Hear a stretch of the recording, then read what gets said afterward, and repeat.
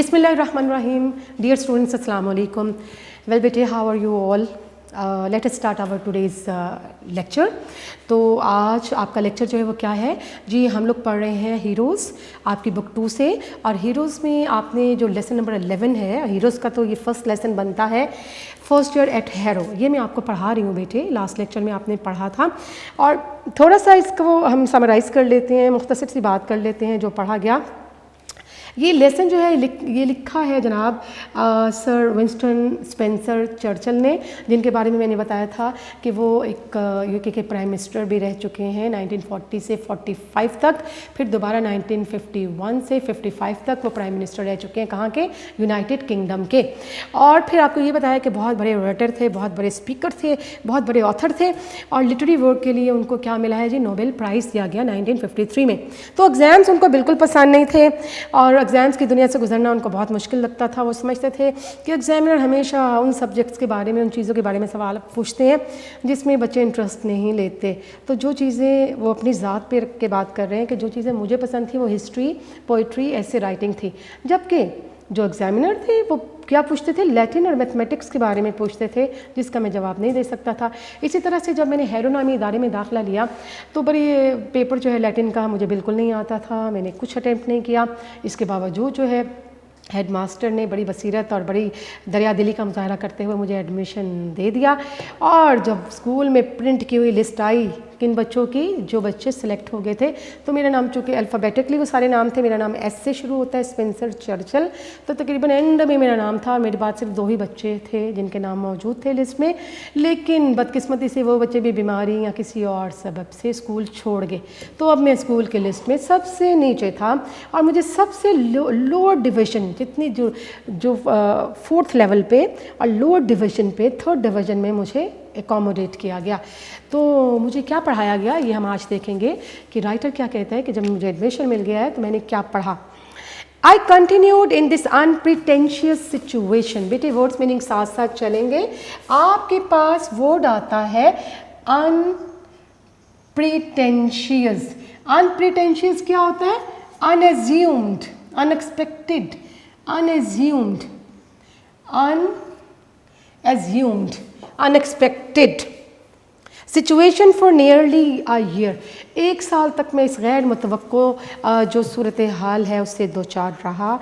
However by being so long in the lowest form, इस lowest form में सबसे निचले दर्जे में इतना अरसा रहने के बाद आई गेंड होता है ऑब्टेन्ड, OBTAINED, गॉट हासिल कर लेना। इमेंस क्या होगा? Huge, large, great, big. Advantage क्या होगा? Benefit over the cleverer boys. तो इतना अरसा इस ग्रेड में, लोएस्ट ग्रेड में रहने के बाद मैंने जो क्लेवर बॉयज़ थे ना, जो इंटेलिजेंट बॉयज़ थे, उन पे एडवांटेज हासिल कर लिया। एडवांटेज क्या मिला देखते हैं। They all went on to learn Latin and Greek. उन तमाम इंटेलिजेंट स्टूडेंट्स को, क्लेवर स्टूडेंट्स को लातीनी ज़बान पढ़ाई गई और ग्रीक ज़बान, यूनानी ज़बान पढ़ाई गई, लिटरेचर पढ़ाई गई। And splendid things like that. Splendid क्या होता है? मार्वलस, शानदार। Splendid mean remarkable. It also means marvellous. यानी उन सब ने लातीनी ज़बान सीखी, ग्रीक लैंग्वेज सीखी और इस तरह की बेहतरीन चीज़ें उनको करवाई गई। But I was taught English, लेकिन मुझे सिर्फ और सिर्फ अंग्रेज़ी पढ़ाई गई। वी वर कंसिडर्ड क्या होता है? थॉट, समझे जाना, THOUGHT। सच डंसेस क्या होता है? DUNCS। डंसेस में होता है फूल्स। लेकिन हमें इतना कुंद जहन निकम्मा समझा जाता था that we could learn only English, कि हमें सिर्फ अंग्रेज़ी ही सिखाई जाती थी।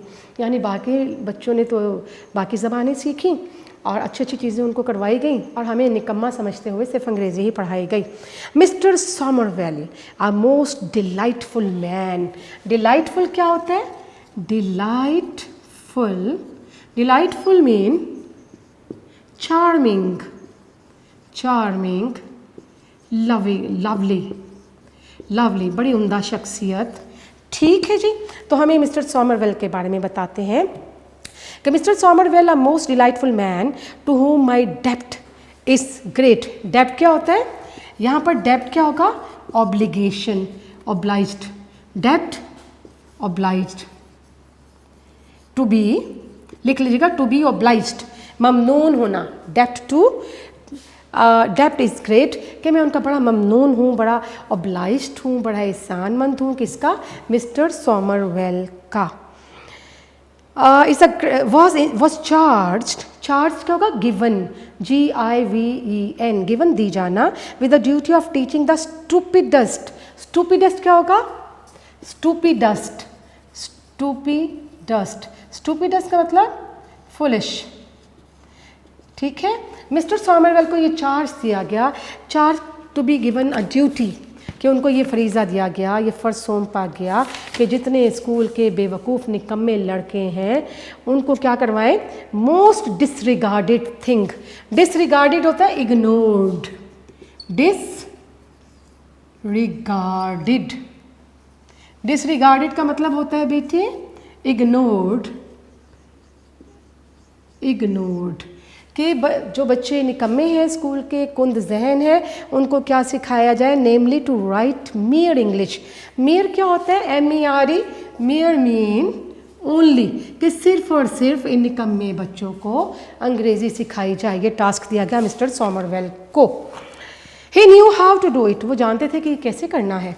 ही taught it as no one else has ever taught it, उन्होंने अंग्रेज़ी ऐसी पढ़ाई कि किसी ने ऐसी अंग्रेज़ी नहीं पढ़ाई थी।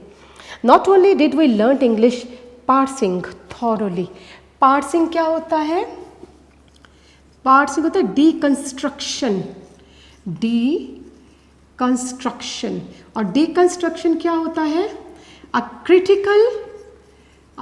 critical analysis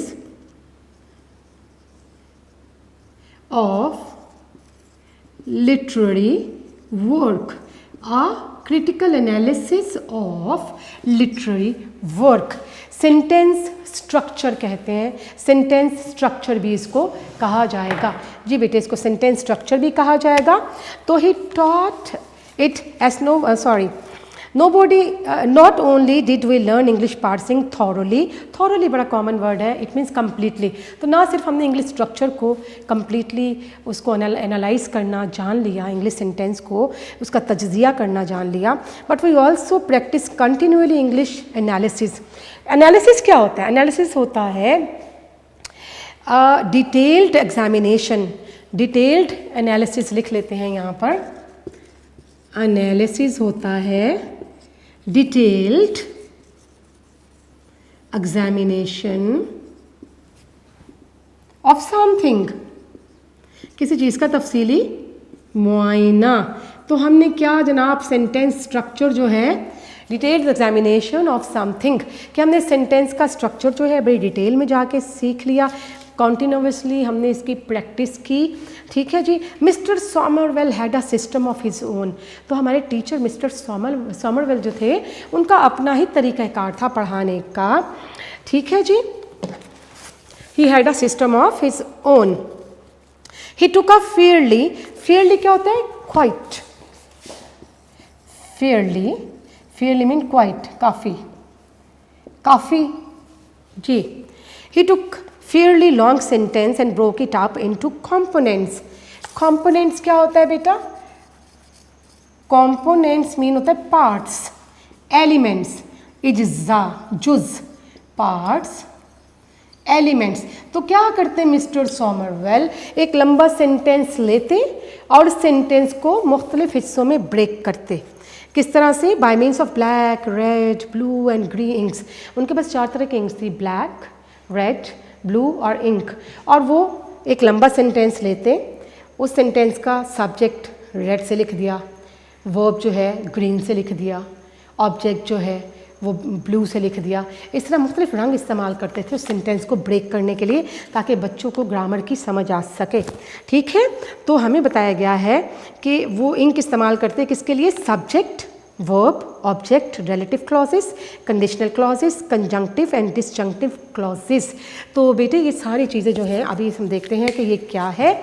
आप देखें ये सब ग्रामर ग्रामर रिलेटेड चीज़ें हैं, ये ग्रामर पोर्शन है सारा कि वो किस तरह से जनाब वो इन चीज़ों को सेपरेट करते थे। सबसे पहले तो हम क्या देखते हैं, वो क्या करवाते थे, सब्जेक्ट। सब्जेक्ट क्या होता है, सब्जेक्ट किसे कहते हैं, सब्जेक्ट होता है ग्रामर में doer of an action, doer of an action, file काम करने वाला सब्जेक्ट है। फिर नेक्स्ट आता है वर्ब। वर्ब क्या होता है, words that indicate action. Action words को हम क्या कहते हैं, वर्ब्स कहते हैं। Those words which indicate action. फिर वो हमें क्या सिखाते थे कि ये ऑब्जेक्ट, ये सारी बेसिक चीज़ें हैं ग्रामर की और आप बहुत पहले से बेटे ये पढ़ चुके हो। ऑब्जेक्ट क्या होता है, something, some person, some person or thing that receives action in a sentence। तो ऑब्जेक्ट वो होता है जिसे मफूल कहते हैं, जिस पर काम किया जा रहा है, ठीक है, which receives the action of verb, action of verb in a sentence। तो some person or thing or a thing that receives action, ठीक है, in a sentence, action in a sentence। जी बेटे, नेक्स्ट क्या चीज़ आपको बताई जाए, relative clauses. Relative clauses, relative clauses कौन सी होती हैं, starting with who, whom, whose, which, that। तो जो क्लॉजेस, क्लॉज होता है ना सेंटेंस, विद इन सेंटेंस, तो जो clauses who, whom, whose, which, that से स्टार्ट होती हैं उनको कहते हैं रिलेटिव क्लॉजेस। बेसिकली ये रिलेटिव प्रोनाउंस कहलाते हैं। जैसे मैं एक मिसाल देती हूँ, the girl who is sitting there is my student. तो क्लॉज है हु इज़ सिटिंग देयर, तो ये क्लॉज जो है हु से स्टार्ट हो रही है, तो ये कौन सी हुई, रिलेटिव क्लॉज हुई। ठीक है जी, ये एक ग्रामर की चीज़ आ गई आपके पास। तो वो ये सारी चीज़ें मुख्तलिफ इंक्स के ज़रिए से बच्चों को क्लियर करते थे। एक लंबा सेंटेंस जो है उसमें ये सारी चीज़ें अलग अलग करके बच्चों को डिटेल से समझाया करते थे। देख लें, हालांकि अंग्रेज़ी उनकी क्या है, उनकी मदर टंग है, लेकिन फिर भी ये सब चीज़ें उनके लिए जानना कितना फ़ायदेमंद हुआ जी। कंडीशनल क्लॉजेस कौन सी होती हैं, इफ़ क्लॉजेस। कंडीशनल बेसिकली होते हैं 3 टाइप। कंडीशनल क्लॉजेस ये आपने 9-10 में बड़ी डिटेल पढ़ा, टाइप 1, टाइप 2, टाइप 3। तो इनको हम इफ़ क्लॉजेस कहते हैं, जो इफ़ से स्टार्ट होती हैं। और फिर ज़ाहिर इनकी कैटेगरीज वो तफसील चली जाती है, वो बातें फिर तफसील में चली जाती हैं जी। Conjunctive and disjunctive clauses. Conjunctive clauses starting with, कैसी क्लॉज होती है, स्टार्टिंग विद एडवर्ब, कंजंक्शंस। और ये कंजंक्शंस क्या है, कोऑर्डिनेटिंग कंजंक्शंस आपने पढ़े, इंडिपेंडेंट क्लॉजेस को जोड़ते हैं। एडवर्ब कंजंक्शन यानी कौन कौन सी हो सकती है, however, meanwhile, moreover, finally, accordingly, consequently, etc। ठीक है, बहुत ज़्यादा तो नहीं लिखे जा सकते, आपको आइडिया ही देना है। तो बेटे कंजंक्टिव क्लॉजेस वो होते हैं जो क्लॉजेस स्टार्ट हो रही हैं किससे, एडवर्ब कंजंक्शन से। कंजंक्शन जो होते हैं वो करते हैं ना, ज्वाइन करते हैं दो क्लॉजेस को, ये इंडिपेंडेंट क्लॉजेस को ज्वाइन करते हैं। However, meanwhile, moreover, finally, accordingly, consequently, etcetera वगैरह वगैरह। फिर एक और चीज़ वो समझाते थे, डिसजंक्टिव क्लॉजेस। ये ग्रामर की चीज़ें हैं, तो मैं आपके साथ फिर भी शेयर कर रही हूँ इसको, ताकि थोड़ी थोड़ी चीज़ ये आपको साथ साथ क्लियर होती जाए। डिसजंक्टिव क्लॉजेस क्या होती हैं, डिस्जंक्ट ये होता है join used to used to join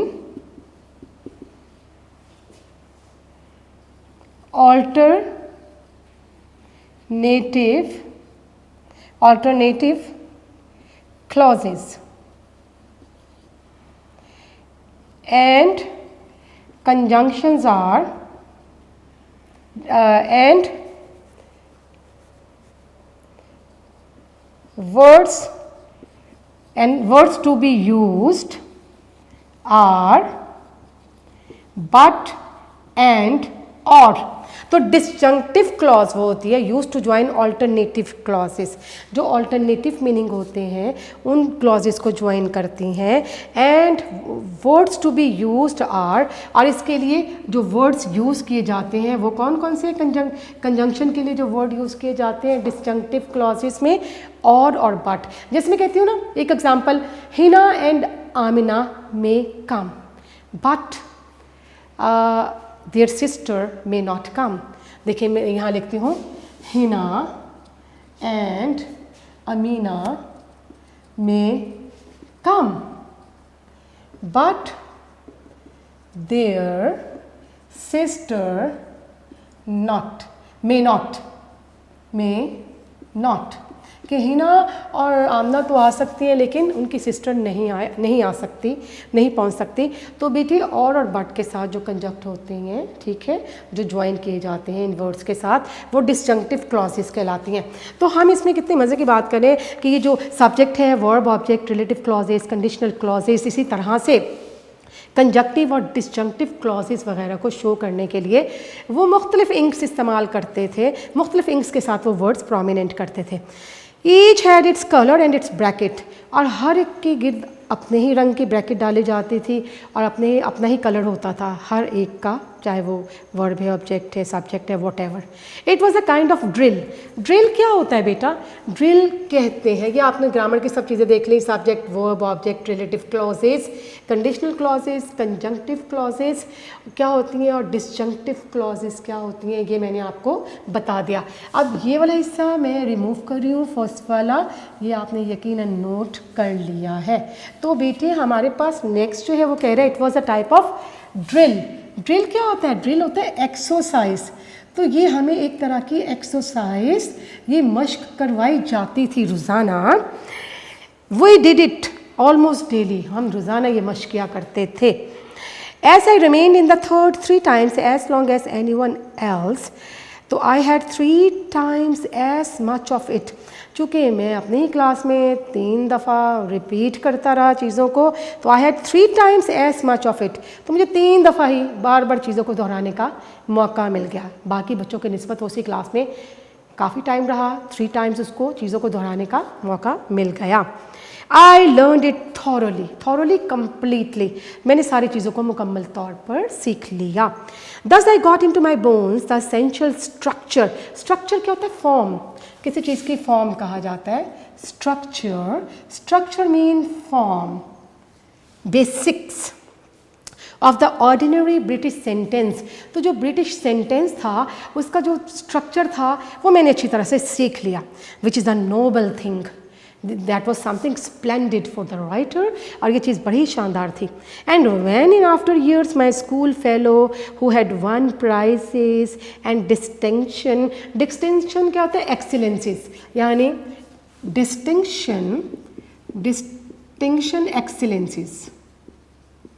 एक्सीलेंसीज क्या होता है कि आला कारकर्दगी पर आपको नुमाया डिप्लोमाज और सर्टिफिकेट्स वगैरह अवॉर्ड किया जाना।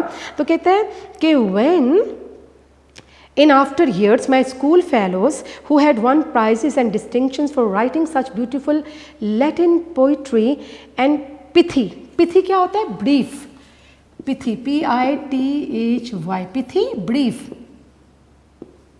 टर्स, TERSE, मुख्तसर, और एक और वर्ड आ रहा है हमारे पास एपिग्राम्स। एपिग्राम्स क्या होता है? Quotations, wise quotations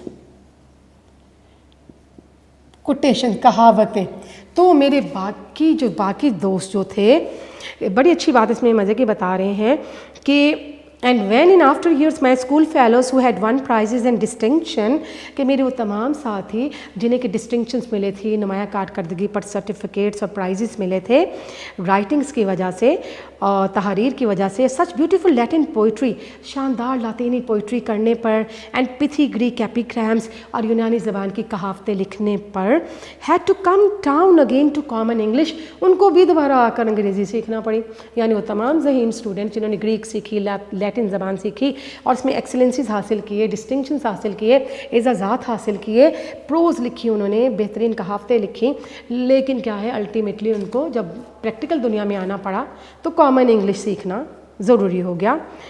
to earn their living और to make their way, make their way mean भी अर्न लिविंग, अपनी रोज़ी कमाने के लिए उन्हें अंग्रेज़ी सीखना ही थी, अच्छे तरीके से अंग्रेज़ी पर कमांड होना उनके लिए ज़रूरी था। I did not feel my self at any disadvantage, disadvantage क्या होता है? Loss, disadvantage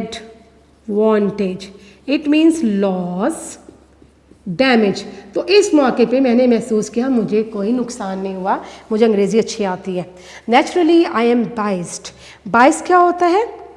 to have a tendency to favour, biased to have a tendency to favour, किसी चीज़ को फेवर करने की तरफ माइल होना, ठीक है। In favour of boys learning English, लिहाजा मैं किस चीज़ की तरफ माइल हूँ कि लड़कों को लाजमी तौर पर अंग्रेज़ी ज़बान जो है वो प्रैक्टिकल लाइफ में आने के लिए अंग्रेज़ी ज़बान पे महारत, अंग्रेज़ी ज़बान को सीखना बहरहाल बहुत ज़रूरी है, क्योंकि लैंग्वेज कमांड होगी तो वो एक्सेल करेंगे, आगे बढ़ सकेंगे। लातीनी ज़बान, ग्रीक लैंग्वेज उनको कोई फ़ायदा देने वाली प्रैक्टिकल लाइफ में नहीं है। I would make them all learn English, तो क्या चाहते हैं? I would like all the boys to learn English, मैं चाहता हूँ कि सारे बच्चे अंग्रेज़ी सीखें। And then I would let the clever ones to learn Latin as a honour, और जो क्लेवर बॉयज़ हैं, इंटेलिजेंट बॉयज़ हैं, उनको कहूँगा कि अंग्रेज़ी सीखने के बाद वो क्या करें, एक ऑनर के तौर पर, एक इज़्ज़त अफजाई के तौर पर लैटिन भी सीख लें। And Greek as a treat, treat होता है समथिंग दैट गिव्स प्लेजर, यहाँ मैं लिखती हूँ ट्रीट, और इस किस कॉन्टेक्स्ट में इस्तेमाल हुआ है? समथिंग दैट गिव्स प्लेजर, वो चीज़ जो कि हमारे लिए खुशी का बाइस हो। तो कहता है कि मैं ज़हीन लड़कों को कहूँगा कि सबसे पहले तो वो अंग्रेज़ी सीखें, और अंग्रेज़ी सीखने के बाद ऑनर के तौर पर ग्रीक भी सीख लें, और इसी तरह से लैटिन भी सीख लें, और अपनी खुशी के लिए वो ग्रीक भी सीख सकते हैं। But the only thing I would whip them, whip क्या होता है? विप मीन टू पनिश, सज़ा देना, to punish, to thrash, thrash होता है पिटाई करना, THRASH, थ्रैश, टू बीट। लेकिन एक वाहिद चीज़ जिसके लिए मैं उनको सज़ा दूंगा लड़कों को, for is not knowing English, कि वो अंग्रेज़ी नहीं जानते। अगर कोई बच्चा मुझे ये कहे कि मैं अंग्रेज़ी नहीं जानता तो मैं उसको सज़ा देना चाहूँगा। आई would whip them hard for that, और मैं उसको सख्ती से इस बात के लिए पनिश करूँगा कि why do not he have a sort of command over English language, कि अंग्रेज़ी लैंग्वेज क्यों नहीं आती है? क्योंकि अल्टीमेटली टू गेट बेनिफिट और advantages out of this language in practical life is really essential. अगर हमें प्रैक्टिकल लाइफ में, कॉम्पिटिशन लाइफ में आना है तो एक लैंग्वेज कमांड जो है वो बहरहाल फ्लुएंसी और लैंग्वेज कमांड, ये सारी चीज़ें आपके लिए बहरहाल बहुत फ्रूटफुल हैं, बहुत प्रोडक्टिव हैं और बहुत यूज़फुल हैं, आपको बहुत हेल्प देंगी। ठीक है जी।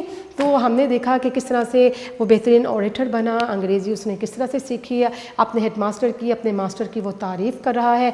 ठीक है जी। पूरा लेसन आपका कंप्लीट हुआ, बड़े इंटरेस्टिंग वे में उसने सारी चीज़ें आपको नरेट की हैं। बेटे इसके बाद हम इसकी एक्सरसाइज करते हैं। इसी लेसन की एक्सरसाइज भी, चूँकि हमारे पास टाइम है और हमने आगे चीज़ें भी कवर करना है, और बेटे फर्स्ट देखते हैं कि इसमें इसकी एक्सरसाइज में क्या चीज़ें शामिल हैं। जी बेटे, exercises basically include synonyms and question answers. So first of all, we will do the synonyms of this chapter, and the chapter number is 11 from Heroes, book 2, part 2। जी बेटे आप देखें सिनोनिम्स हमारे पास आ रहे हैं। Your very first synonym is I had scarcely passed. Scarcely मैंने आपको बताया बामुश्किल। तो ऑप्शंस हैं ग्रेटली, हार्डली, न्यूली, रेयरली। तो योर आंसर इज हार्डली, बामुश्किल। Number 2, I had scarcely passed my 12th birthday when I entered the inhospitable regions of exams. Inhospitable आपका word है और आपके पास ऑप्शंस है ब्लैंक, काइंड, हार्श, सॉफ्ट। मैंने अभी बताया इनहॉस्पिटेबल क्या होता है, सख्त किस्म की। तो आप हार्श का मतलब क्या होता है, सख्त, अनकाइंड, क्रूअल। तो आपका आंसर क्या होगा, harsh. I had scarcely passed my 12th birthday when I entered the inhospitable regions. यहाँ पर regions लिखा है। regions क्या होता है बेटा, regions होता है dominion, a world, an area, कोई दुनिया, ठीक है, realm, REALM। तो यहाँ हम देखते हैं दुनिया के लिए क्या इस्तेमाल हुआ है word, dominion, classes, cities, banks। तो आंसर क्या है, dominions। dominions क्या होगा, area, world, realm, REALM।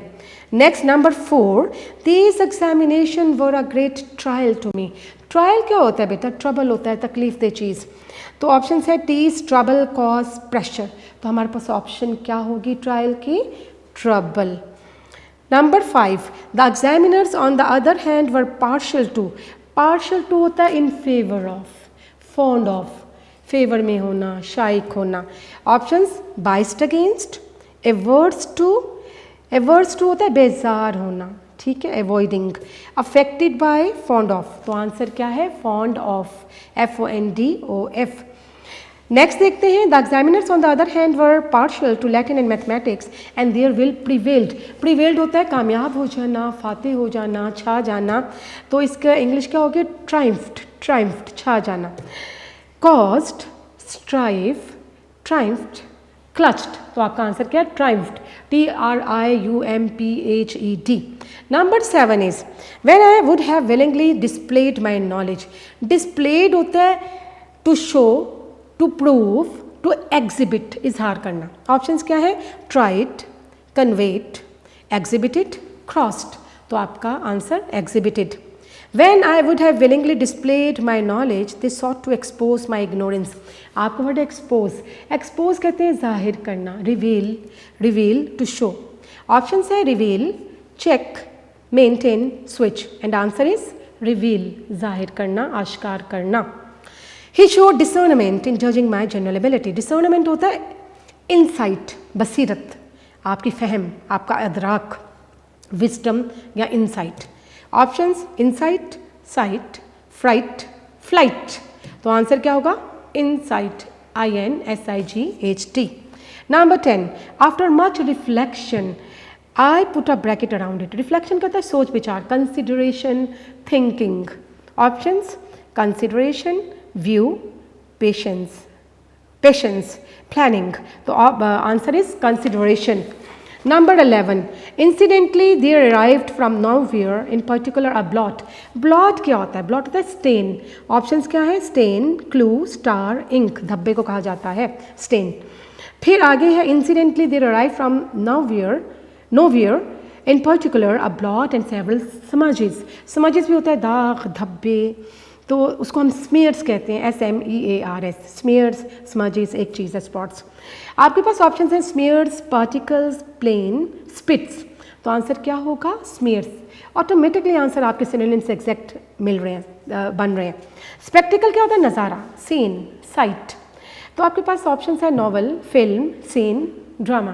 तो आंसर क्या होगा, scene. Number 14, and then merciful ushers. Ushers होता है अटेंडेंट। हम देखते हैं options, attendants, policeman, actors, surgeons. तो आंसर क्या होगा, attendants.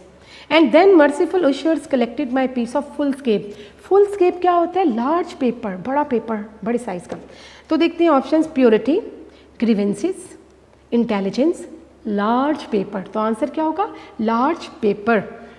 It was from this cylinder indication. Cylinder मैंने कहा था मामूली, मीगर, माइनर। तो सिलेंडर का मतलब देखते हैं, meagre, special, new, old. Your answer is meagre. आगे देखें, it was from the slender indication of scholarship that Mr Weldon drew the conclusion that I was worthy to pass into. Pass into मैंने बताया था to enter, दाखिल होना।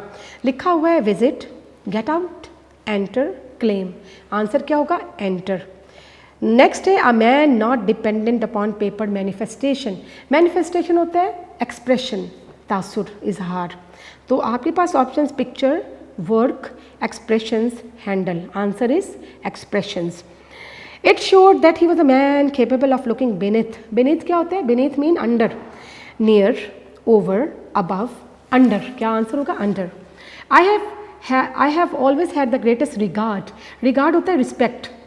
Options are respect, love, hate, company. तो answer क्या है? Respect. In consequence of his decision I was in due course placed in the third or lowest division. तो consequence होता है रिजल्ट। आपके पास ऑप्शन है result, recognition, opposition, total. Answer क्या होगा? कॉन्सिक्वेंस का result.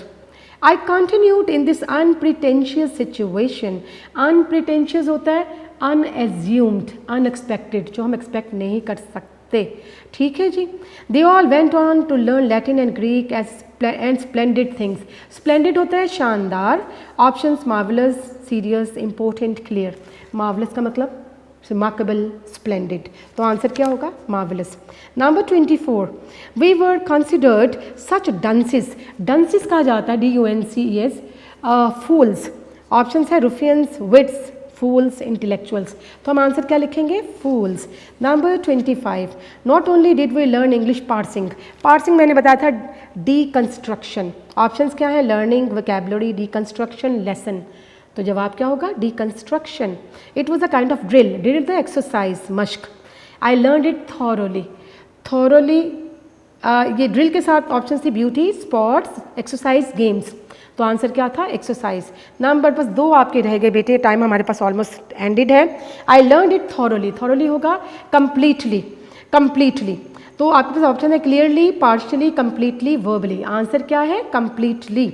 Naturally I am biased. Biased का प्रेजुडिस्ड, तासुब रखना। तो ऑप्शन है प्लीज्ड लर्नड अगेंस्ट प्रेजुडिस्ड। आपका आंसर हुआ prejudiced. But the only thing I would whip them. Whip क्या होता है? To beat, to punish. Options क्या है? Pleat, wheat, punish, vanish. तो आपका जवाब क्या होगा? टू पनिश, सज़ा देना। तो बेटे आपके सिनोनिम्स जो है वो कंप्लीट हुए। And here comes the end of today's lecture. Thank you very much बेटा। Keep on the same thing I would like to repeat, that keep on revising and learning your lesson each day. And thank you very much. Take care and stay blessed. अल्लाह हाफिज़।